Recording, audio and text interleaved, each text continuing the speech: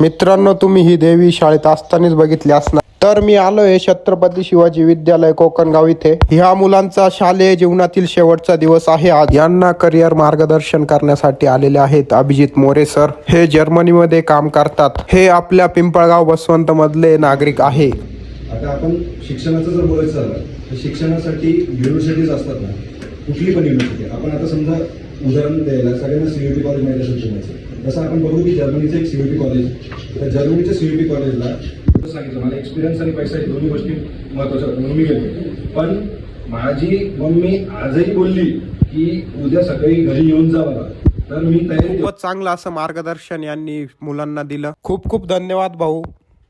10वी झाल्यावर काय करणार तुम्ही? भावाचे मैत्र आम्ही खाऊ